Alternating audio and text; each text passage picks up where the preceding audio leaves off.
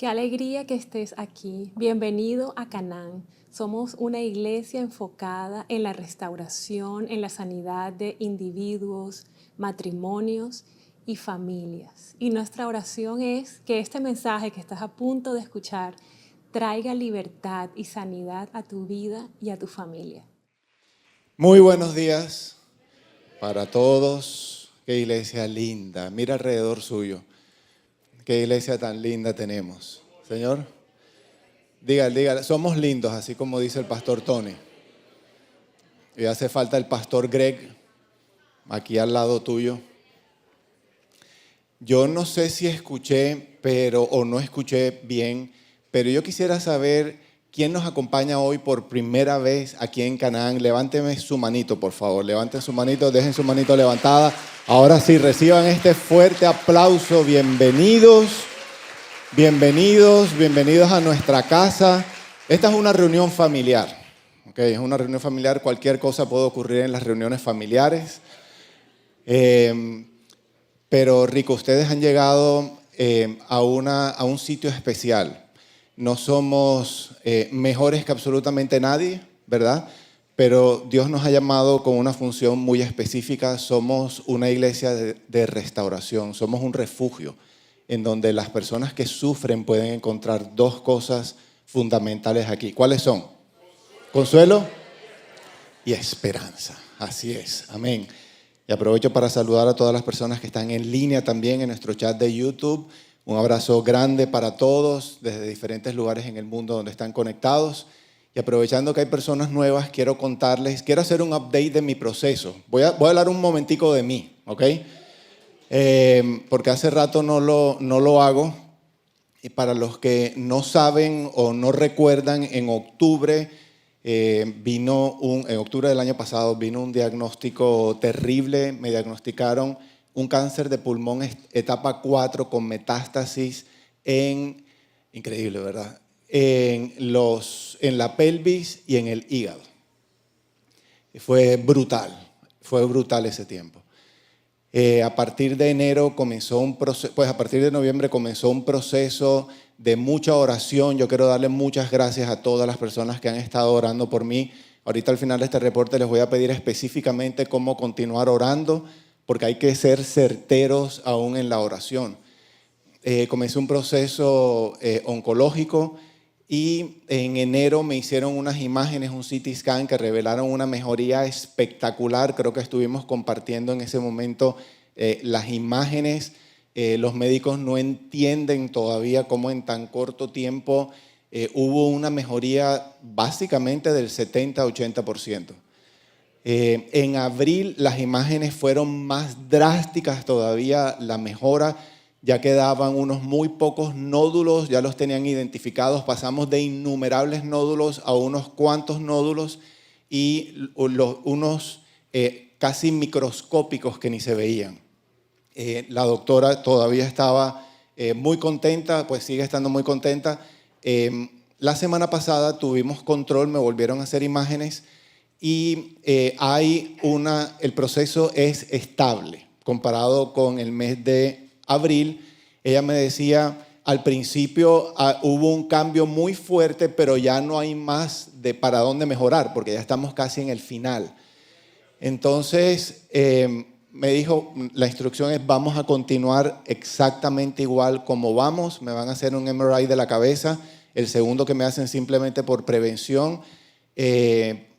Le aclaro a los que piensan que la quimioterapia me tumbó el pelo, no tuvo nada que ver. Esto es un problema anterior, es un problema genético, hereditario.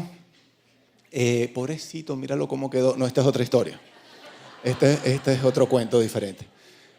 Me van a hacer un MRI y en diciembre me van a hacer un PET scan, que es el que determina la actividad cancerígena, y esto es importante. La doctora me mostró que así como tenemos cicatrices en la piel, por dentro también hay cicatrices. Y me mostró las cicatrices que quedan en mi columna. Me dice, ahí hubo enfermedad, esa cicatriz muestra que está sano, ahí no hay ningún tipo de actividad.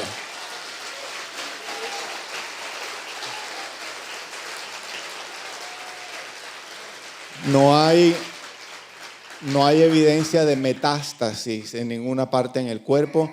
Y quiero hacer estas imágenes porque es posible que los nódulos que queden ya estén muertos, simplemente, que no hay absolutamente nada.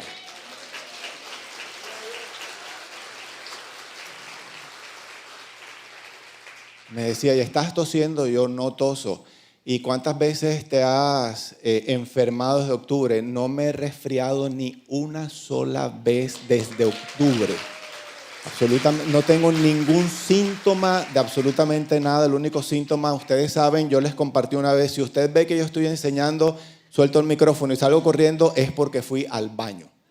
Así que no pregunten, no especulen, eso fue lo que ocurrió, porque el efecto secundario de la medicina que estoy tomando básicamente es ese, problemas digestivos. Entonces, aparte de eso, no tengo absolutamente nada, mi oxigenación está al 100%, mi capacidad pulmonar está perfecta, ya me escuchaba los pulmones y decía, si no fuera por eso que estamos viendo ahí, tú no tienes absolutamente nada y no se entiende por qué ha ocurrido algo así. Y ella sabe que estamos orando que hay muchas personas orando y yo le dije, y estamos orando por usted también. Entonces dijo, sigan orando, sigan orando.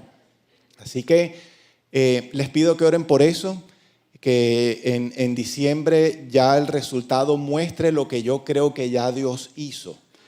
Y es que este asunto se secó. Así como dice Carmencita cuando va a orar por mí, se secó como secó la higuera. En el nombre de Jesús. La consecuencia también ha sido emocional, ha sido muy fuerte. Es una turbulencia emocional, mental, el combate contra los pensamientos fatalistas. El diablo es un oportunista, eso lo entendemos, y aprovecha la vulnerabilidad en la que nos encontramos en algunos momentos para llenarnos de mentiras. Entonces, sobre todo, previo a estos exámenes y a los encuentros con el médico, que uno dice, ¿ahora con qué van a salir, por amor a Dios? Entonces, ha sido muy fuerte. Les pido que oren por Lili, porque la manera como esto la afecta es que no puede dormir. Les pido que oren por su sueño. Ella venía esta mañana, pero ya tiene básicamente casi una semana sin poder dormir o durmiendo muy poquito. Y esa es la manera como ella está somatizando todo se está expresando el estrés de esta manera. Así que les pido que por favor sigan orando por ella, por nosotros como familia, porque el tiempo va pasando y esto va dejando otro tipo de huellas a nivel emocional y mental también, luchando, peleando contra la ansiedad, peleando contra la depresión, y gracias a Dios esto no ha tenido poder sobre nosotros en el nombre de Jesús. Y así va a seguir siendo, y creo que pronto vamos a poder yo sueño con ese día, de poder darle el anuncio de que ya finalmente, médicamente, dijeron que este proceso se acabó y se acabó para siempre. Así que gracias a todos por los que están orando, les pido que sigamos orando. La oración ha sido fundamental desde el principio. Ella dice, no es posible, las medicinas no funcionan así, que comiences un tratamiento a mediados de noviembre y mes y medio después se haya desaparecido el 80% de un cáncer mortal. No hay lógica. Nosotros entendemos que hay una lógica sobrenatural en todo esto. Así que gloria a Dios. Ese fue el reporte de hoy. Cambiando un poquito de tema, esta mañana llegué temprano y escuché a algunas personas compartiendo, no sabían que yo las estaba escuchando, diciendo, como que hay un tremendo carro ahí parqueado por donde, pues aquí cerquita a la entrada, y de quién será ese carro y cuánto cuesta ese carro.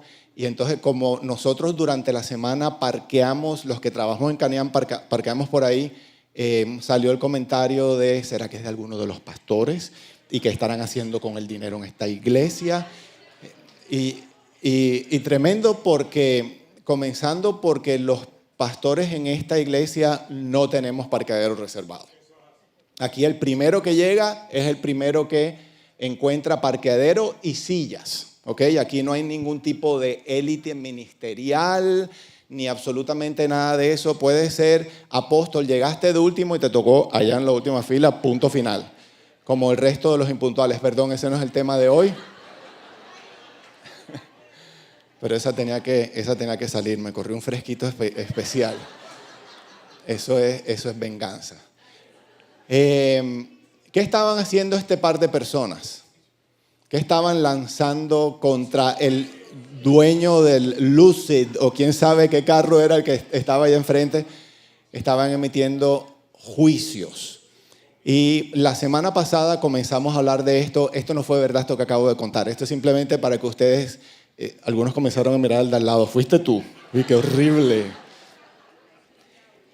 Pero la semana pasada comenzamos a hablar de los juicios. Estamos en medio de una serie que se llama Guarda tu corazón. Proverbios 4:23 dice que tenemos que guardar nuestro corazón porque de nuestro corazón mana la vida. Dice la Nueva Traducción Viviente que dependiendo de lo que haya en nuestro corazón, eso determina el rumbo de nuestra vida. Y estuvimos hablando acerca de las comparaciones y cómo los que se viven comparando no están guardando su corazón. Estuvimos hablando de la insatisfacción o del descontento. Y las personas insatisfechas o descontentas con lo que tienen, evidentemente no están guardando su corazón. Y comenzamos la semana anterior a hablar acerca de los juicios. Y dijimos que cuando hablamos... A ver, ¿quiénes vinieron la semana anterior? Levánteme su manito. ¿Y el resto? ¿Y el resto? Lo vieron, se unieron a la comunidad en línea. Eso, gloria a Dios. Gloria a Dios, bienvenidos. Bienvenidos a toda nuestra comunidad en línea. Eso, denle un aplauso a Daniel y Niurka también. Entonces, bueno, bastantes personas no estuvieron presentes. Yo les pido que por favor vean el mensaje de la semana pasada porque hoy es la segunda parte de eso que comenzamos a compartir el domingo anterior. Y dijimos que, cuando pensamos en juicio nos imaginamos a un juez, ¿verdad? Un juez imparcial. Este es un buen juez, un juez imparcial que después de escuchar a ambas partes puede determinar un juicio justo, ¿verdad? Cuando estamos hablando de juicios sobre todo en este tema de guardar nuestro corazón, no estamos hablando de ese tipo de juicios. Estamos hablando de una crítica destructiva que sale de un corazón herido, de un corazón dañado. Y esa crítica destructiva puede pronunciarse o puede simplemente emitirse desde el corazón. Y siempre va acompañada esa crítica de orgullo, de una acusación y de una condenación. Siempre va acompañada desde un falso sentido de superioridad, ¿verdad? Mi prima es una chismosa. La prima que dijo eso o el primo que lanzó ese comentario o ese juicio, evidentemente no se siente igual de chismosa que su prima y por eso se siente superior, no comete ese tipo de pecado o no comete tanto ese tipo de pecado, minimiza su pecado y engrandece el de la otra persona. Al decir chismosa, está lanzando una acusación muy clara, muy concreta y normalmente el comentario viene acompañado o se espera que la persona sufra algún tipo de condena, ¿verdad? Que por ser una chismosa entonces no debería ser merecedor de esto y esto y esto o merece esto y esto o lo otro. ¿Me hago entender? Entonces, mi papá es un mal papá, mi mamá es tal cosa, ese conductor que se me atravesó mínimo es colombiano o es un cubanazo o alguna cosa. Y es impresionante cómo frecuentemente, muy frecuentemente, y se volvió parte de nuestro estilo de vida, estamos lanzando juicios. Y espero que con lo que compartimos la semana anterior, algunos hayan recibido un genuino arrepentimiento de parte de Dios porque vimos que esto trae secuelas muy serias para nuestra vida. Aquí voy a tomar unos minutos para compartir un resumen de lo que vimos la semana anterior. Dijimos que cada vez que somos ofendidos, porque dijimos que esto nace de un corazón herido, ¿verdad? Entonces, cada vez que alguien nos hiere, cada vez que alguien nos daña, y nos sentimos ofendidos, nos enfrentamos ante una encrucijada. Tenemos dos opciones frente a nosotros. O perdonamos a la persona, que esa es la orden de Dios, a la persona que nos dañó, la perdonamos, o si no perdonamos, instantáneamente lanzamos o emitimos un juicio condenatorio. Entonces, desafortunadamente para muchos de nosotros, entre otras porque no sabíamos, como hemos sido muy heridos y seguimos siendo heridos, y muchos no saben que tienen que perdonar, o muchos saben que tienen que perdonar, pero no se han sentado a hacerlo, entonces sigue siendo muy común que lanzamos juicios. Declaramos que esa persona es culpable de lo que hizo y merece algún tipo de condenación por lo que nos hizo a nosotros. ¿Van conmigo? Hablando de los padres, dijimos que particularmente no es bueno juzgar a nuestros padres porque hay una orden de Dios que tenemos que honrar a nuestros papás.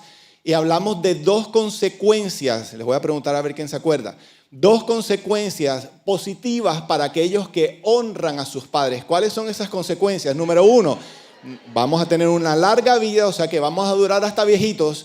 Y segunda consecuencia, nos va a ir bien. Si deshonramos a nuestros padres, como por ejemplo lanzando juicios condenatorios contra ellos, entonces la consecuencia, por supuesto, es lo opuesto.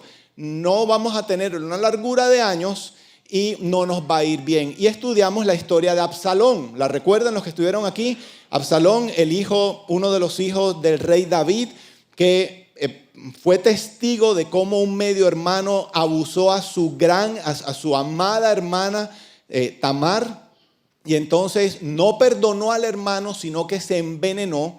No perdonó a su papá el rey porque no hizo nada, sino que se envenenó contra ellos y se encargó, no solamente después de haber enjuiciado a su hermano y a su papá, se encargó de tomar la justicia en sus propias manos, en buscar la condenación contra su hermano. A él lo mató y a su papá le quiso robar el trono. ¿Cuál fue el resultado de Absalón? Terminó, recuerdan que yo lo estaba dramatizando la semana anterior, quedó colgado de su cabellera en una rama y vino Joab, uno de los militares de David, y lo remató. No le fue bien en su vida y su vida terminó muy rápido. Y hay muchas historias, en muchos de nuestros casos, que tenemos que entender que parte de las consecuencias de las dificultades que estamos viviendo hoy en nuestra vida tienen que ver con el incumplimiento de este mandato a nuestros padres. Vimos cómo terminamos muchos convirtiéndonos en nuestro papá o en nuestra mamá. Y me refiero no físicamente, yo soy igualito a mi papá. Me refiero a, sobre todo en aquellos aspectos que tienen nuestros padres que no nos gustan a nosotros. Y terminamos convirtiéndonos en lo mismo. La Biblia dice, lo vimos en Romanos capítulo 2, no juzgues quien quiera que seas tú, porque tú que juzgas haces lo mismo. Y terminamos convirtiéndonos en lo mismo. Entonces, niñas que critican a sus mamás porque permiten el abuso de sus esposos y entonces terminan casándose con un hombre o escogiendo un hombre igual o peor a su propio papá. Y fue que sembró, y ahorita lo vamos a ver, lanzó un juicio contra su mamá y terminó recibiendo condenación y terminó siendo enjuiciada de la misma manera como enjuició a otros. Diga conmigo, no somos jueces. Estoy pasando rápido porque todo esto lo compartí la semana anterior y el mensaje está ahí grabado en YouTube para que lo vean. No somos jueces. No podemos ser imparciales para determinar claramente qué es lo que está ocurriendo. Tenemos que renunciar a seguir emitiendo juicios porque no estamos siendo imparciales, no somos jueces. Nuestro corazón está herido, por eso nace este impulso de la crítica destructiva. Entonces, Dios dice que no somos jueces porque no podemos ver claramente lo que está pasando en la vida de los demás. Pásame el garrote. Pastor Tony, por favor, que estoy comenzando a predicar con garrote desde la semana anterior. Esto es chévere para los que vean, si hay alguien bostezando me avisan. ¿Ok? Y decíamos que en Mateo capítulo 7, versículo 1, la enseñanza de Jesús, él dijo, lidia primero con tu viga, ¿lo recuerdan? Y entonces podrás ver con claridad para poder ver la mota o la pajita en el ojo de tu hermano. Y dijo anteriormente, no juzgues para que no seas juzgado, porque con la misma medida con que midas vas a ser medido. No te pongas en ese plan. Si tienes tu corazón herido, lidia primero con tu viga. ¿Qué significa la viga? Es todo lo que está sin resolver en mi vida. Todo el pecado no resuelto en mi vida. Todas las heridas que no han sido perdonadas, todos los pecados que no han sido confesados, todo esto, mi orgullo, todo con lo que no he lidiado. En lugar de estar tratando de mirar a los demás lo imperceptible, entonces más nos vale comenzar a lidiar con esto, porque no lidiar con esto nos va a seguir trayendo más y más consecuencias. Entonces dice, primero lidia con la viga y entonces podrás ver con claridad. Y ese ver con claridad para poder ayudar a tu hermano. Ese ver con claridad significa que nuestro corazón estará sano para poder entonces, y vamos a hablar de esto al final del mensaje. Llegaron dos personajes, yo los quiero mucho, están peinados igual que yo. ¿Qué estaba diciendo?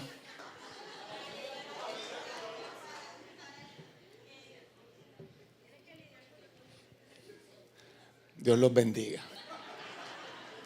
Solamente cuando lidiamos entonces con esto, nuestro corazón sana y comenzando por ahí podemos comenzar a ser un poco más imparciales y Dios nos da la sabiduría para poder ver lo que está pasando en otras vidas. Y vamos a ver al final de este servicio que solamente hay un motivo válido por el cual Dios nos permite entrometernos en la vida de los demás. Si no cumplimos con ese motivo válido, Dios no nos da permiso de meternos en la vida de los demás. ¿Está claro eso, familia?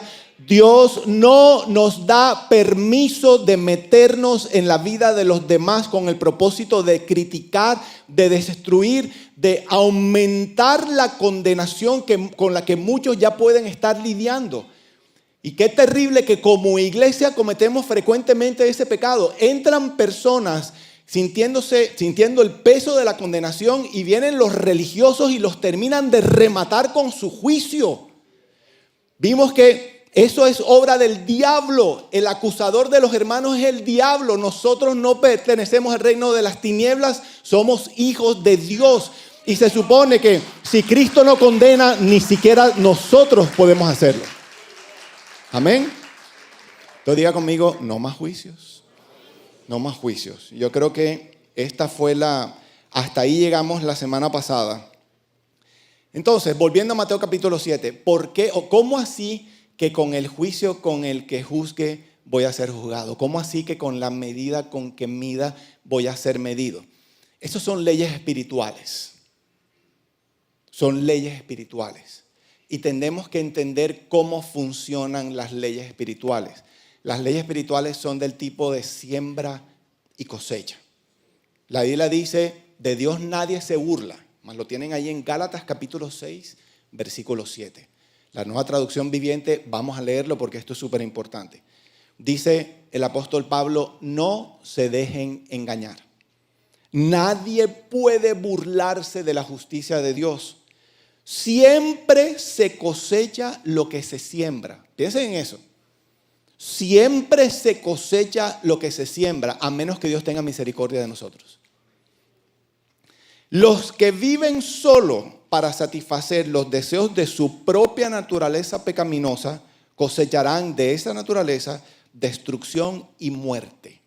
O sea, si le damos rienda suelta a eso que mi zar me está motivando a hacer, que esa es mi carne, mi naturaleza pecaminosa, tengo rabia contra alguien, estoy resentido contra alguien y le doy rienda suelta a eso de que me creo juez, voy a acarrear condenaciones. Dice, cosecharán de esa naturaleza destrucción y muerte, pero los que viven para agradar al Espíritu, del Espíritu cosecharán vida eterna. ¿Qué es la vida eterna? Que conocerán a Dios y conocerán a su Hijo Jesucristo. Y nunca vamos a poder desarrollar una relación íntima y personal maravillosa con Dios mientras continuemos viviendo en nuestra carne. Podemos ser salvos, confesamos nuestros pecados, recibimos el regalo de la vida eterna, vamos para el cielo, pero vamos a continuar viviendo terribles consecuencias aquí en nuestra tierra. Entonces, todo lo que el hombre siembre, eso cosecha. Eso es una ley espiritual. ¿Por qué es importante entender esto? Porque hay otro tipo de leyes. Hay leyes naturales, como por ejemplo la ley de la gravedad. ¿Cada cuánto se cumple la ley de la gravedad?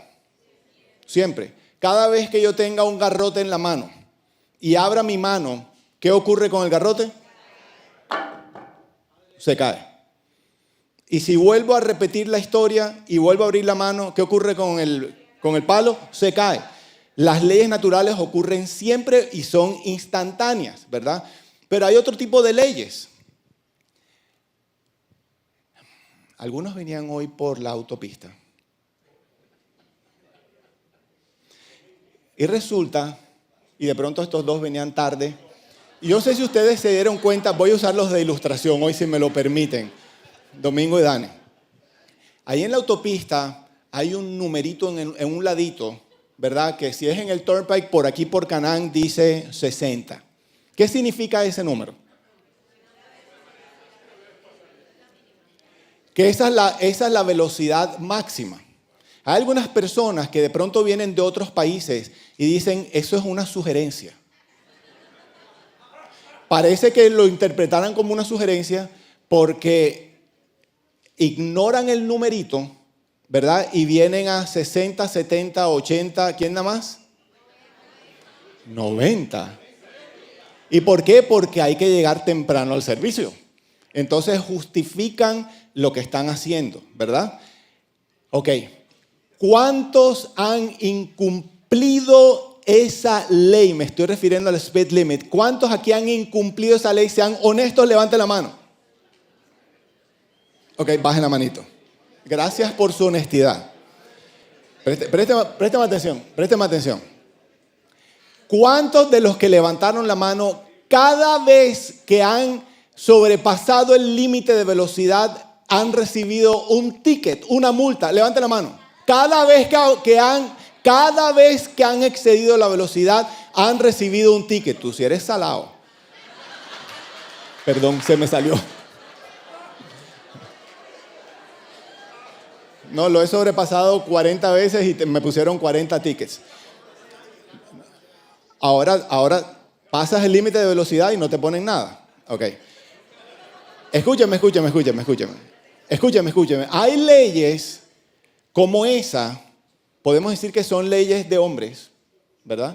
Que no siempre nos lleva a experimentar las consecuencias, como la de la gravedad, ¿verdad? Hemos roto las leyes y no hemos vivido las consecuencias. Y creemos que nos salimos con la nuestra. Porque ha pasado el tiempo y no ha pasado absolutamente nada. Ok.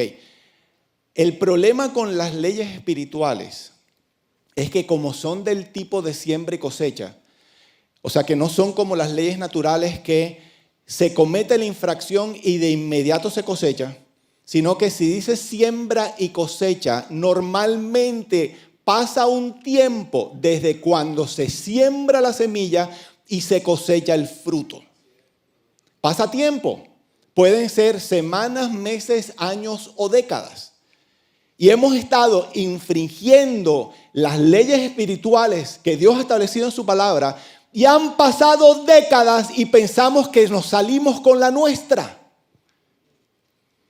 Y comienza a manifestarse la cosecha de esa siembra de cuando estábamos pequeñitos, cuando nos casamos o cuando comenzamos con nuestra vida profesional o cuando tenemos hijos o cuando tenemos algún tipo de responsabilidad. Y pensamos que como no pasó nada, entonces ya no va a pasar nada. No, Dios dice, lo acabamos de leer, cada vez que sembramos algo, vamos a cosechar un árbol cargado de frutos del mismo género. Si yo siembro una semilla de mango, voy a recoger un árbol de mango. Si yo siembro amor, una semilla de amor, voy a recoger mucho amor. Pero si siembro juicio condenatorio, voy a ser juzgado por lo mismo. Esto es lo que dice Mateo. Bueno, el Señor Jesús en Mateo. Amén. Entonces es serio.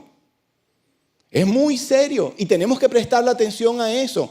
Entre otras cosas, hoy estoy predicando esto no simplemente porque, y ahora ¿quién podrá defendernos? Y vamos a recibir todas las consecuencias de todo lo que hemos hecho. No siempre está la opción de arrepentirnos de nuestro pecado. Y la misericordia de Dios está disponible para todos nosotros. Si confesamos nuestros pecados, Él es fiel y justo para perdonarnos nuestros pecados y para limpiarnos de toda maldad, dice la palabra. Entonces, son leyes espirituales. Y tenemos que arrepentirnos de este pecado del juicio. Continuar viviendo de esta manera deliberadamente y ahora, a partir de ahora, no tenemos excusa para continuar haciéndolo. Entonces, si continuamos pecando de la misma manera, vamos a recibir más consecuencias de las que posiblemente hasta hoy hayamos podido estar experimentando. Hay algunos que dicen, y esto también es común, en muchas reuniones, en citas de consejería con personas que están heridas y no quieren perdonar, dicen, no, pero es que yo no quiero vengarme. Porque yo les digo, la venganza no es de Dios. La venganza es mía, dice el Señor, pero nosotros no somos Dios. Dios nos está llamando a perdonar. Y dicen, no, yo no quiero vengarme. Yo simplemente quiero y estoy demandando justicia.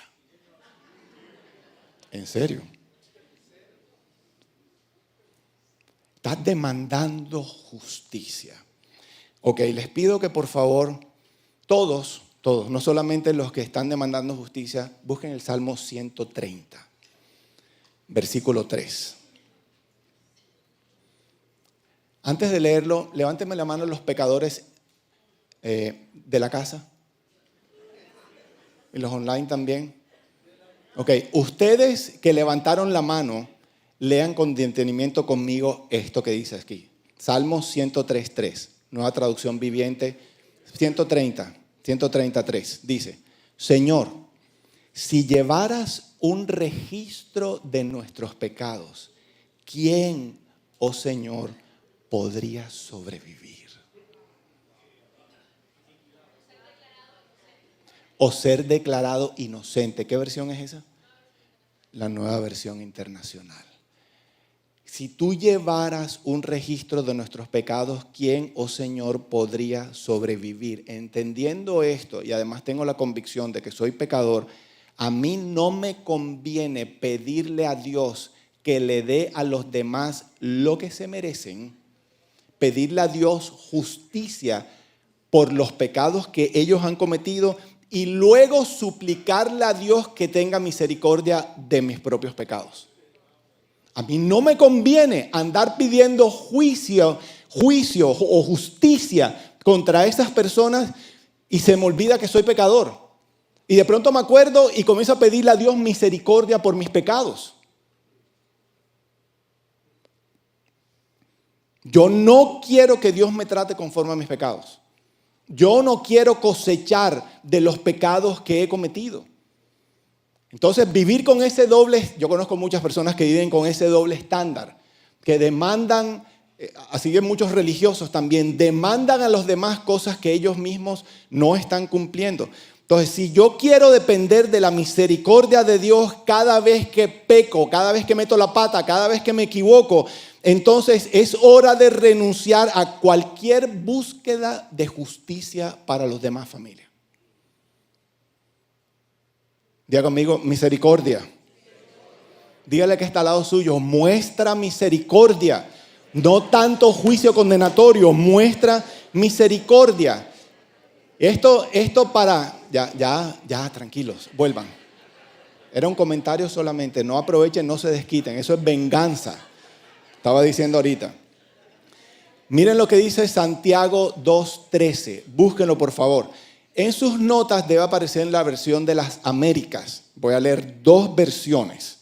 Todo esto es para que, mi oración es que el Espíritu Santo les dé tanta convicción de esto, que inclusive la próxima vez que lleguen a una reunión y están personas hablando y dicen, oye, ¿cómo te parece lo que hizo el pastor Tony?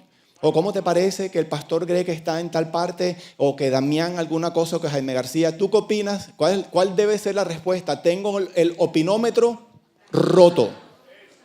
Tengo el opinómetro echado a perder. No más. Es decir, no participo más de esto.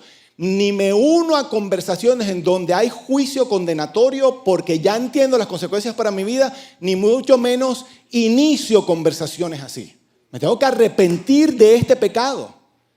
Eso es guardar el corazón. Entonces, Santiago 2:13 dice, porque el juicio será sin misericordia para el que no ha mostrado misericordia. La misericordia triunfa sobre el juicio. Siempre. La misericordia triunfa sobre el juicio. Porque el juicio será sin misericordia para el que no ha mostrado misericordia. Y esto es tremendo porque Dios mismo se encarga de esto. No es que simplemente otros me van a enjuiciar porque de la misma manera como yo enjuicié primero. Yo les compartí la semana anterior. Yo enjuicié a mi papá estando pequeñito y dije, este no es un buen esposo, no trata bien a su esposa. Yo lancé esa semilla y cuántos miles de personas me señalaron a mí como adúltero, como que no trataba bien a mi esposa. O sea, yo lancé una semilla y recogí un árbol cargado de frutos. Entonces dice que ese juicio será sin misericordia para los que no han mostrado misericordia. Pero Dios se encarga de eso. Miren la Nueva Traducción Viviente cómo traduce esto. Dice, no habrá compasión o misericordia para quienes no hayan tenido compasión de otros. Esto no lo tienen aquí. Dice, pero si ustedes han sido compasivos, Dios será misericordioso con ustedes cuando los juzgue. O sea que cuando dice que el juicio será sin misericordia, es el mismo juicio de Dios. Para Dios esto es súper serio. ¿Por qué? Porque tiene que ver con la cruz. A Dios le costó todo, la vida de su Hijo. Y menospreciar eso, que eso es lo que hacemos cuando enjuiciamos. Menospreciar todas las consecuencias que Él nos entregó a nosotros como resultado de la cruz. Quiero que sepa que nosotros lo pisoteamos cuando emitimos juicio condenatorio contra los demás. Yo nunca olvidaré, estando en Dongle en mi tiempo de restauración, llorando. Yo le decía a Brother Mico porque me enteraba, hasta allá llegaba el chisme de todo lo que estaban diciendo de mí. Y yo saqué el látigo y comencé a flagelarme en una autocondenación horrible. Y era impresionante cómo Dios lo usaba para traerme, para centrarme, para volver a la luz, a la realidad. Y Él me decía, ¿tú le pediste perdón a Dios por tus pecados? Yo le dije, sí. ¿Y qué hizo Dios cuando le pediste perdón? ¿Te perdonó? Yo le dije, sí. Su misericordia te cubrió. Y lo ilustraba como un bálsamo dorado que desciende del cielo. Y me decía, Jaime, te cubrió con su misericordia. Y Él no se acuerda más de tus pecados. Si alguien va a aplaudir al Señor, apláudalo con fuerza.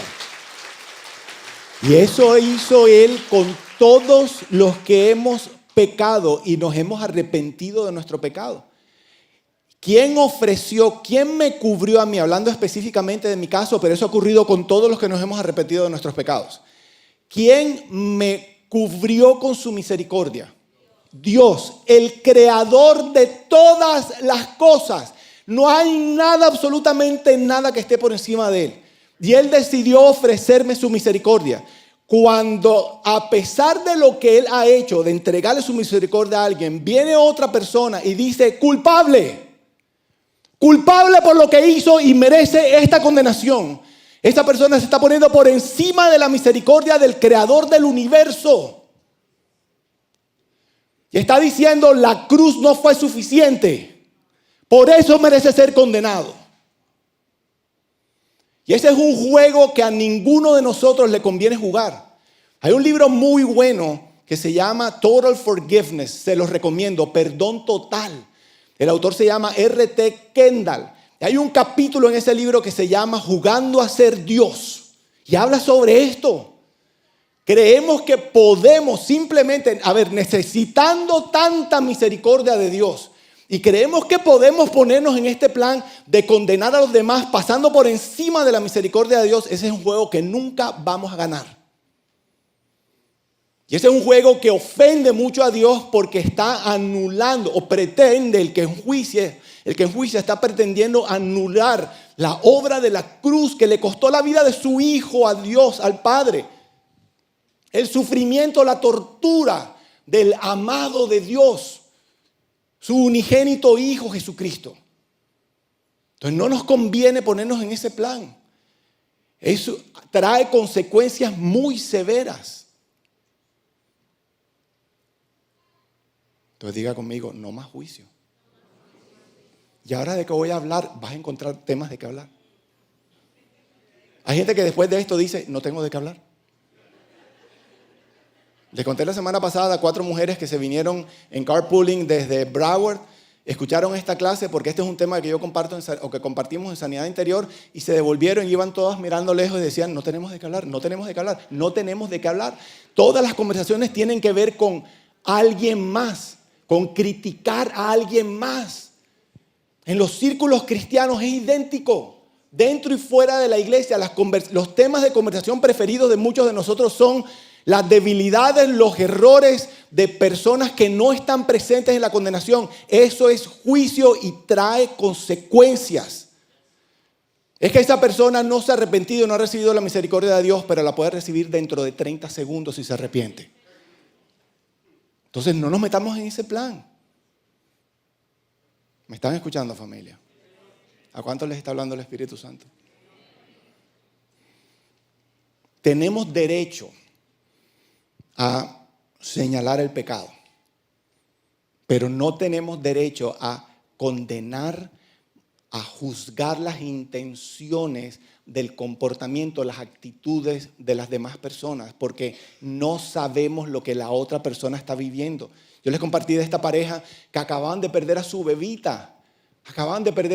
Venían destruidos en el hospital, se subieron a una autopista, iban a 20, iban llorando, y pasó un tipo, venía pitando, se les puso al lado, los insultó, los gritó porque iban lento en la autopista. No tenía ese hombre ni idea de lo que esta familia estaba viviendo porque no había lidiado con su vida. No sabemos lo que están viviendo los demás. No nos corresponde ser jueces. Entonces tenemos derecho a señalar el pecado.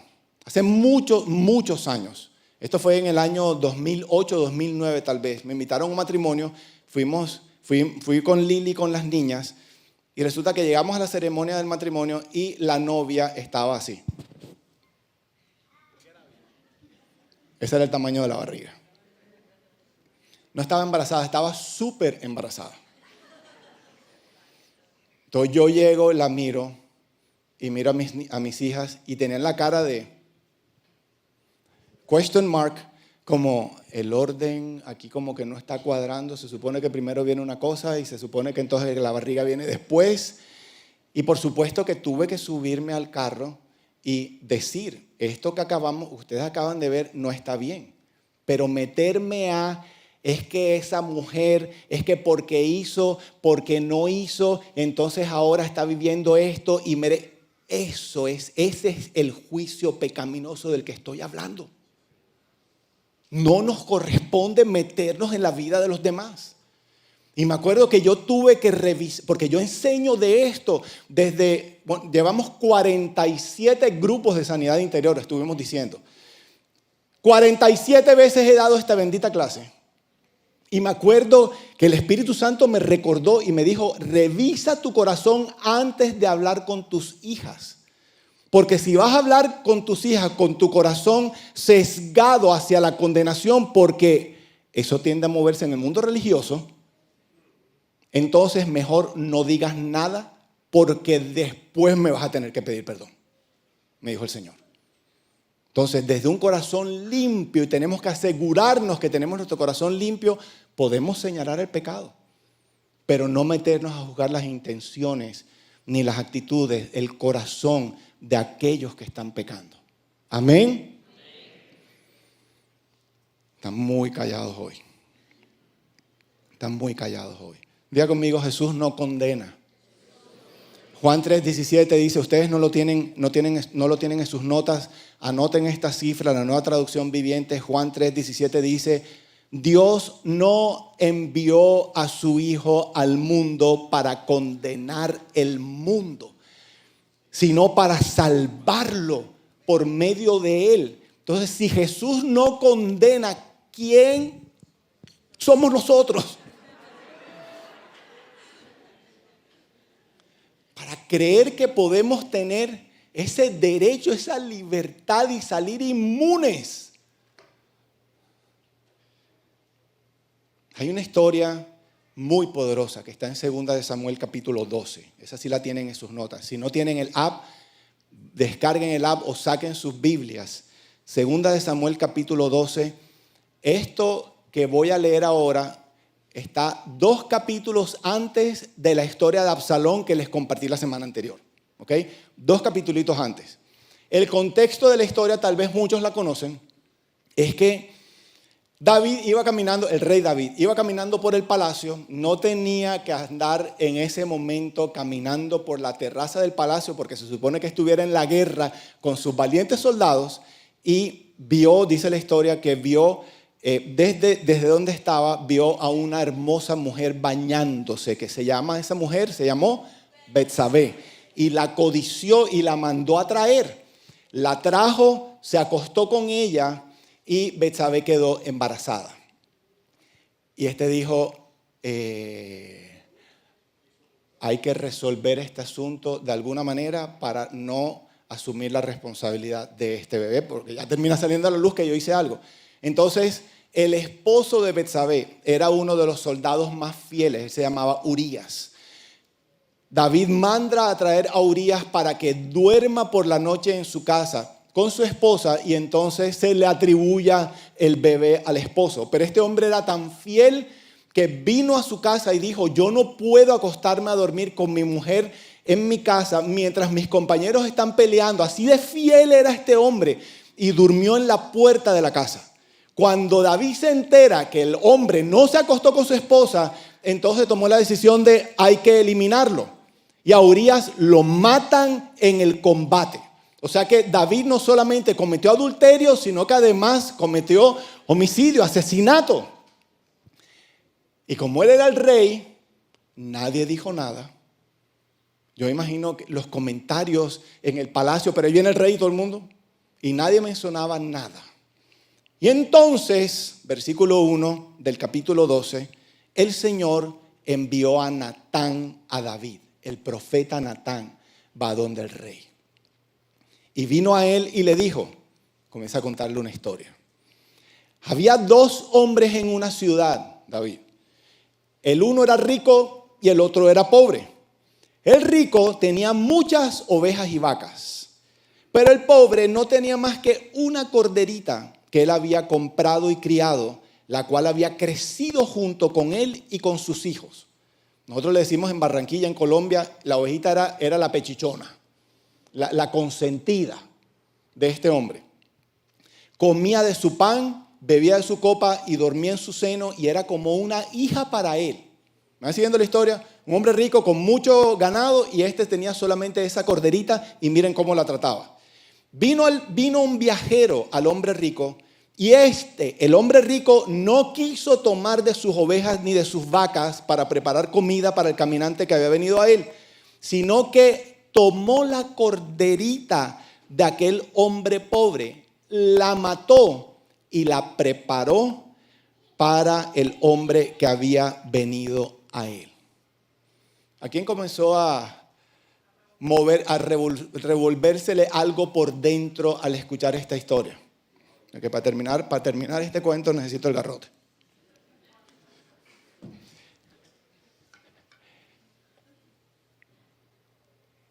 Y a David también se le revolvió el almuerzo.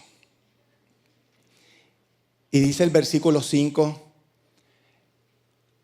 y se encendió la ira de David en gran manera contra aquel hombre y le dijo a Natán, vive el Señor, que ciertamente el hombre que hizo esto merece morir y debe pagar 4 veces por la cordera porque hizo esto y no tuvo compasión. Y David estaba echando este cuento y reaccionó de esa manera con la tremenda viga en sus ojos. Tan ciego estaba de esto que no había todavía resuelto en su corazón con Dios, que no se dio cuenta del batazo que le venía. Miren lo que le dice David, tú eres aquel hombre. ¿Qué dije yo?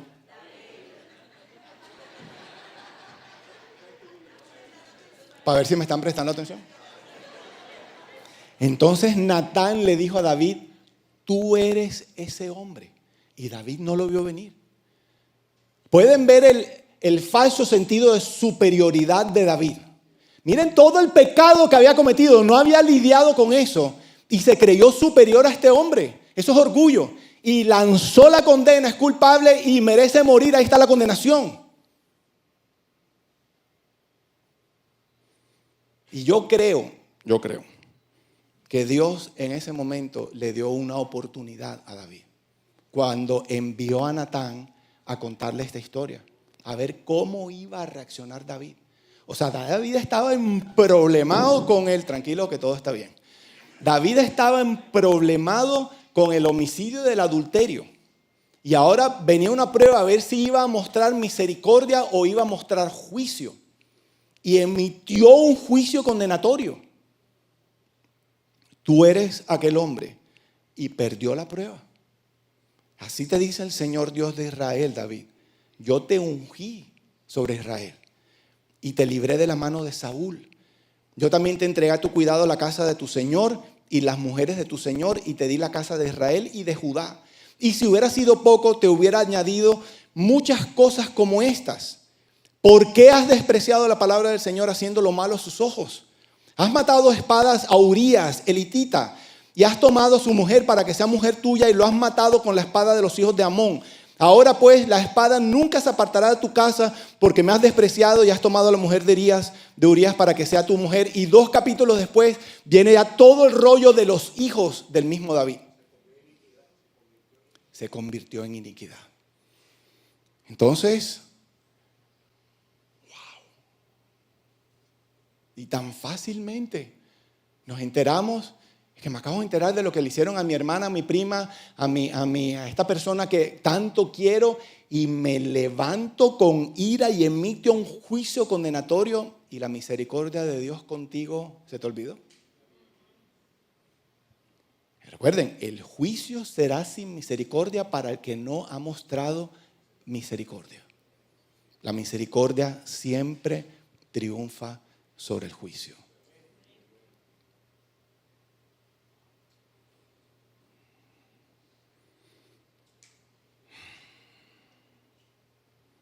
Diga conmigo, no tengo permiso de juzgar, ni de opinar, ni de meterme a opinar, ni de dañar absolutamente a nadie.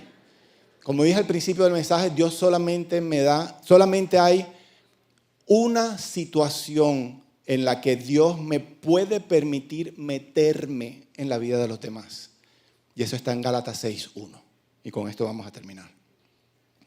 Gálatas 6:1 dice, hermanos, aun si alguno es sorprendido en alguna falta, ustedes que son espirituales, restáurenlo. Con un espíritu o en un espíritu de mansedumbre, o sea, con ternura y humildad, restáurenlo. Y dice, mirándote a ti mismo, no sea que tú también seas tentado. El único motivo por el que Dios me permite meterme en la vida de los demás es cuando yo tengo un interés genuino de amor, de restauración, de cuidado hacia esa persona. Si esa no es mi intención, no me meto porque es pecado. Si yo a Franco y yo quiero lo mejor para él, evidentemente es porque mi corazón está limpio hacia Él. Porque si Él me hizo algo, ya yo lo perdoné. Y veo que Él está sufriendo y le veo la mota en su ojo. Entonces, cuando tengo ese interés genuino de ayudarlo, tengo el interés de su bienestar, entonces Dios me permite meterme y dice, restáuralo con un espíritu de mansedumbre. O sea que si yo no tengo interés restaurador, como la prima que le dijo chismosa a la otra, no tiene ni 5 de interés restaurador. Ni el que le gritó al que se les atravesó en la calle. Querían restaurar a ese conductor ¿de qué? A ver. No hay ningún tipo de interés restaurador. Ahí estamos buscando condenación y nos sentimos superiores. Entonces, aun si alguno es sorprendido en alguna falta. Aquí dice claramente, además, y quiero hacer este paréntesis, no es, qué tremendo que en la religión aún cambia la verdad de Dios. ¿Cuántas veces has escuchado amenazando a alguien que está con un pecado supuestamente oculto? Confiesa tu pecado, porque es que si no confiesas, las consecuencias van a ser peores. Si te agarramos con las manos en la masa, después va a ser peor. Y aquí Pablo no está diciendo si alguno es descubierto en el pecado o si alguno lo confiesa. Dice, aun si alguno es sorprendido. O sea que lo agarraron haciendo lo que estaba haciendo, hay que restaurarlo. Sin condenación. Esa es la orden que Dios nos da, restaurar a las personas que están sufriendo. O sea que no tenemos excusa para meternos en la vida de los demás. ¿En dónde sale que si no confiesas entonces mereces vivir consecuencias peores? Eso no es lo que la Biblia dice. Si una persona se arrepiente, recibe la misericordia de Dios. Y Él nos quiere usar a nosotros, a su iglesia, como una extensión de quién es Él. Somos su cuerpo para proveer amor, misericordia, restauración, sanidad, esperanza, libertad a las personas que en algún momento como nosotros estuvimos metidos en ese hueco de condenación resultado del pecado. ¿Quién se está durmiendo?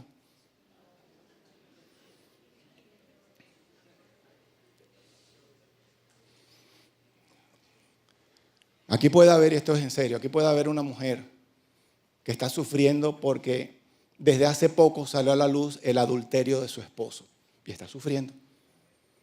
Así le pasó a Liliana. Cuando comenzó Canaán, sus heridas todavía estaban abiertas, estaban comenzando un proceso de sanidad. Y comenzaron desde aquella época a llegar mujeres que estaban ocupando en el conflicto en el que estaban jugando el papel de, por ejemplo, la mujer con la que yo le fui infiel a mi esposa. ¿Me hago entender? Y Liliana escuchaba la historia y ella sentía como su herida comenzaba a sangrar de nuevo. Y Lili, me acuerdo que ella decía, me tengo que declarar impedida en este momento para trabajar de alguna manera con esta mujer, porque mi corazón no está limpio y hay una tendencia al juicio. Me estoy haciendo entender. Cada uno en su relación con Dios tiene que ser muy sabio, muy sensato, muy transparente con Dios y decir, me declaro impedido. No puedo meterme aquí, no puedo opinar aquí porque mi corazón está mal. Esta situación, esta persona me recuerda esto y esto y esto con lo que todavía no he terminado de lidiar en mi propia vida. Y abstenernos de pecar. Hubo un pastor, esto es una historia real, está en el mismo libro de R.T. Kendall. Dice que recibe una llamada de un hombre de su iglesia, destruido. Vino a confesarle que había cometido adulterio y llamó a pedirle ayuda. Él dijo, tranquilo, ya voy para tu casa. Y antes de salir de la iglesia, entró a las oficinas de la iglesia, abre la primera puerta y encuentra a uno de los pastores ahí y le pregunta, ¿tú qué opinas de los adúlteros? Entonces, normalmente, porque eso es lo que hace la religión, la respuesta es condenatoria. Yo no sé cuántas personas dijeron, el adúltero nunca será restaurado a una vida de prosperidad. Entonces yo soy un holograma. Nunca vas a prosperar en nada de lo que hagas porque la condenación de Dios estará por el resto de tus días sobre tu vida. Me lo dijeron pastores, amigos míos. Entonces ese es un tipo de comentario muy común y corriente. Entonces venía la respuesta del pastor asociado de este pastor y le preguntaba, pastor, ¿y por qué la pregunta? Entonces la respuesta del pastor era, no te preocupes, gracias por tu respuesta, no vas. Él estaba buscando armar un equipo para ir a ministrar a este hombre. Y solo se fue con aquellos que mostraron misericordia en su corazón. Porque si no, ustedes se imaginan lo que estos religiosos que están con su vida sin lidiar, la condenación que pueden terminar trayendo a un hombre que ya está suficientemente condenado por el pecado.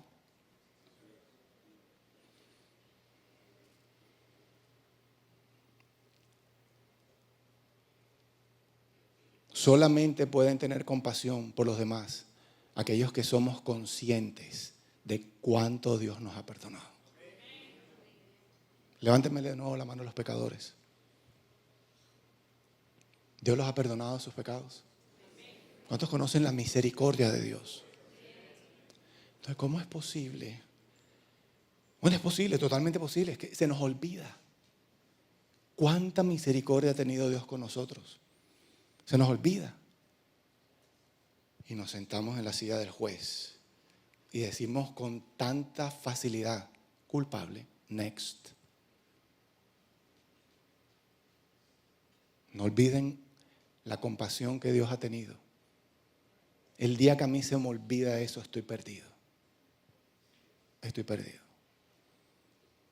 Hoy el ministerio de alabanza Corazón de David, yo no sé a ustedes, pero yo estuve llorando toda la adoración.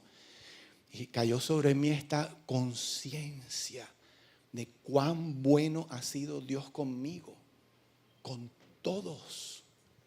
Con todos. Ninguno de nosotros está diciendo, Señor, aplícame tu justicia. Por todos los pecados que he cometido, aplícame tu justicia. Nadie quiere eso. Horrenda cosa es caer en manos del Dios vivo. Necesitamos su misericordia todos los días de nuestra vida. En el mejor día de nuestra vida estamos desesperadamente necesitados de la misericordia del Señor. Amén. Vamos a estar de pie, iglesia. Ha sido el mensaje más romántico que he dado este año. Gracias. Espíritu de Dios, yo quiero pedirte, yo te suplico, que tú traigas esta conciencia de cuán bueno, de cuán misericordioso has sido con todos nosotros, Señor. Señor, así como ocurre conmigo al ver a mi esposa, al ver a mis hijas de nuevo en mi casa conmigo después de haberlas abandonado. El tener el honor de poder predicar tu palabra y que haya personas que se sienten a escucharme. Cuánta misericordia has tenido conmigo. Yo te pido que tú traigas esta conciencia, Señor, que comiencen a rebosar de gratitud estos corazones de tus hijos por tanta bondad que tú has manifestado sobre ellos, Señor. Y al ser conscientes podamos caminar en humildad, con gratitud, sin creernos superiores absolutamente a nadie, entendiendo que nos estás ordenando que de la misma misericordia que nos has entregado, entonces entreguemos a los que tampoco la merecen como nosotros.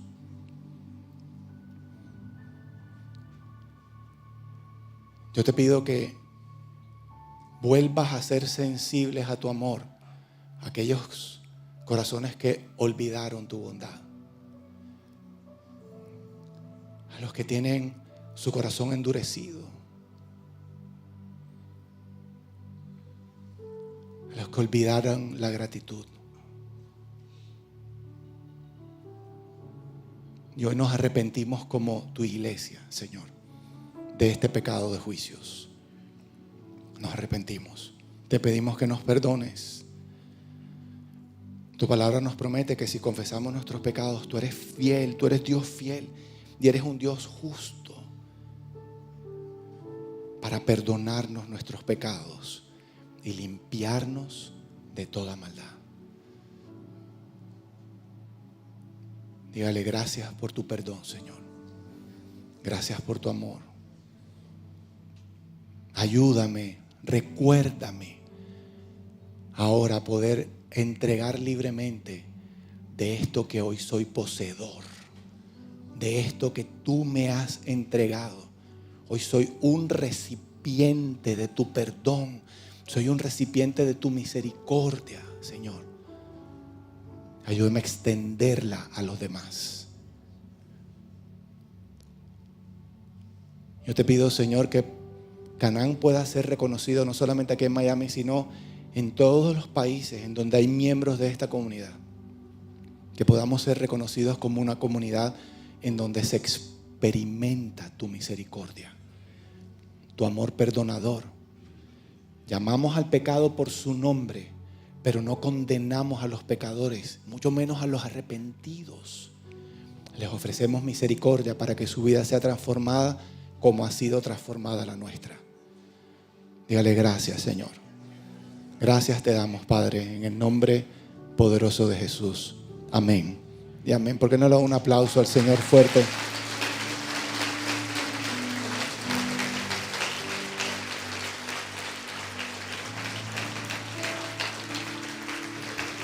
Gloria a Dios. Y antes de salir, iglesia, en un par de minutos, yo quiero pedirle a todos los muchachos que vengan aquí junticos. Vengan, júntense aquí. Están los jóvenes de Alive aquí presentes porque nosotros hoy vamos a orar por ellos porque esta semana vuelven a clases. ¿Cuántos necesitan oración para volver a clases? Para levantarse temprano con una sonrisa en el rostro. Es decir, Dios es maravilloso, voy para el colegio hoy. ¿Por qué no extienden sus manos, por favor, hacia ellos? Vamos a bendecirlos. Vamos a bendecirlos. Cierren ustedes sus ojitos, por favor. Mi Señor, yo te quiero dar gracias por cada uno de estos tesoros que tengo frente a mí. Gracias por esta nueva generación, Señor, que tú llamaste, que tú escogiste con grandes propósitos. Gracias por la etapa en la que se encuentran en este momento en su vida, porque esta etapa solamente significa preparación para ese futuro maravilloso que tú tienes preparado para cada uno de ellos. Yo te pido que este sea un año de mucha bendición, Señor. Yo te pido que sea un año de mucho aprendizaje en todos los aspectos de su vida, no solo académicamente. Yo te pido que los sigas formando como futuros hombres y mujeres, Señor. Y yo tengo una petición especial para ti, Señor. Yo te pido que ellos puedan ser luz en sus entornos escolares, que ellos puedan ser luz en sus clases, delante de sus compañeros, luz para sus compañeros que no te conocen, luz para sus maestros que no te conocen. Y Señor, y que en medio de tantas tinieblas, cuando los demás vean la luz que hay en ellos, se sientan atraídos hacia la luz. Y ellos impactarán, seguirán impactando todas las vidas de aquellos con los que ellos compartan en esta temporada de sus vidas. Así que yo te doy las gracias por ellos, Señor. Gracias porque al finalizar este año ellos serán diferentes, serán más maduros, serán más fuertes. Sus testimonios habrán sido adornados durante este año también, Señor. Y así como lo fueron desde el momento que tú los pusiste en el vientre de sus mamás, Señor, ellos continuarán siendo una bendición para sus casas, para sus familias, para sus padres, para sus hermanos, para sus familias extendidas, Señor, y para tu reino. Lo declaramos con autoridad y con acción de gracias, Padre, en el nombre poderoso de Jesús. Amén y amén. Dios los bendiga, muchachos. Dios los bendiga. A levantarse con ganas, a seguir estudiando. Iglesia preciosa de Dios, el Señor los bendiga y los guarde. Recuerden, no hablen mal del dueño del carro de allá afuera porque eso es pecado también. Que tengan una semana repleta de bendiciones. Nos vemos el próximo fin de semana aquí en Canaán. Dios los bendiga. Quiero darte las gracias por haber visitado nuestro canal. Espero que el video haya sido de gran edificación para tu vida. No olvides suscribirte, hacer like y compartir este video. Que Dios te bendiga.